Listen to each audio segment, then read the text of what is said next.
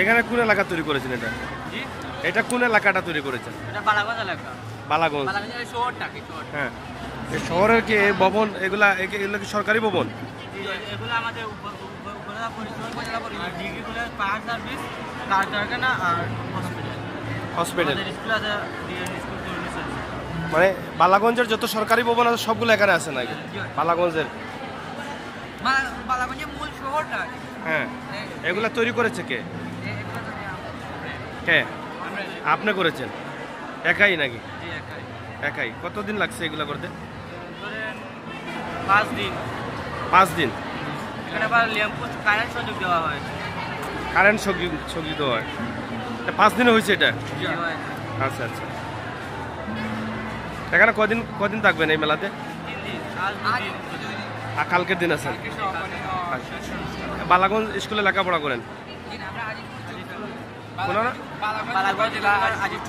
বালাগঞ্জে। আচ্ছা আচ্ছা। প্রাণীগুলো আছে তাদের জীবনে গতি দিতেছে। যেমন মাছ কিন্তু আমাদের প্রোটিনের 80% পূরণ করে। তো মাছ যদি না থাকে আমরা প্রোটিন পাবো কি করে? আপনারা যদি দেখতে পারেন, যদি আমরা আমাদের পৃথিবীটাকে দেখতে চাই এরকম, কিন্তু আমরা আমাদের নিজের কাজের জন্য পৃথিবীটাকে করে ফেলছি এরকম। আমরা চাই দেখতে সবুজ, কিন্তু আমাদের পৃথিবীতে এরকম। তো দেখতে পাচ্ছেন পলিউশন, দেখতে পাচ্ছেন এটা হলো আমাদের পলিউশন আমাদের নদী শুরু হয়ে গেছে। এই দেখতে পাচ্ছেন বসতি, কিরকম একটা বসতি দেখতে পাচ্ছেন, এটা হলো অপরিকল্পিত নগরায়ন। তো এরপর দেখেন এই অপরিকল্পিত নগরায়ন দেখতে আমরা তো দেখেন মনে হয় যে 50টা ঘরের কথা বললাম, 50টা ঘরকে যদি আমরা নির্দিষ্ট এলাকায় একটা অ্যাপার্টমেন্ট তৈরি করি, সেখানে 50টা ফ্ল্যাট তৈরি করে দিয়ে দিই, তাহলে তাদের দৈনিক 50 কেজি এবং বাৎসরিক 28,225 কেজি বর্জ্য আমরা ভালোভাবে নিষ্কাশন করতে পারবো। এবং দেখা যাবে যে আমরা কোনো একটা স্থানে নিয়ে সেই বর্জ্যগুলো তো রিইউজও করতে পারতেছি। তার মানে কি হইতেছে, আমার পানি দূষণ হইতেছে না, বায়ু দূষণ হইতেছে না, এবং আমার যে জলজ প্রাণী আছে তারাও বেঁচে থাকতেছে। আচ্ছা, এখন আমরা এই বিষয়টা এটা কি, এটা একটু বলেন এই বিষয়গুলো একটু। এটাই ব্যাপারে তখন বলছি যে দেখেন আমরা একটা ডিজাইন প্ল্যান করছি শহরে, পাবলিক বিল্ডিং যেগুলো আছে, সরকারি বিল্ডিং, যেমন মনে করেন পাবলিক বিল্ডিং এর মধ্যে থাকে সরকার জনসেবা যদি থাকে, সেখানে শিক্ষা থাকবে, হাসপাতাল থাকবে এবং সরকারি থাকবে, যেমন আইনগত সুবিধা থাকবে। তো জায়গা স্বল্পতা এবং সময় স্বল্পতার জন্য আমরা কেবল বিদ্যালয়টাকে নিচ্ছি, পুলিশ স্টেশন কিংবা ফায়ার সার্ভিস, এটা বিদ্যালয়, হসপিটাল দিতে পারি নাই যেহেতু জায়গা স্বল্পতা ছিল। তো বিদ্যালয় দিচ্ছি, এখানে আমরা পাবলিক বিল্ডিং রাখছি জনগণের জন্য। এখানে আমরা পাবলিক বিল্ডিংটা কেন? পাবলিক বিল্ডিং মানে জনগণের বিভিন্ন নিত্যপ্রয়োজনীয় জিনিসের জন্য কিংবা শিশুদের বিনোদনের জন্য মাঠ রাখছি। কারণ এখন তো মাঠটা কোথায়? এই যে বিদ্যালয়ের মাঠ, এখানে কতটুকু মাঠ আছে?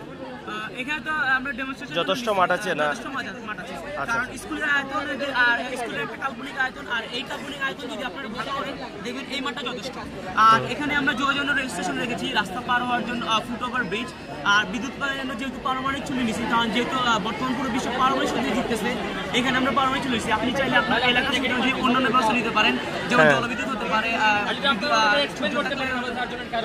সোলার প্যানেল হতে পারে।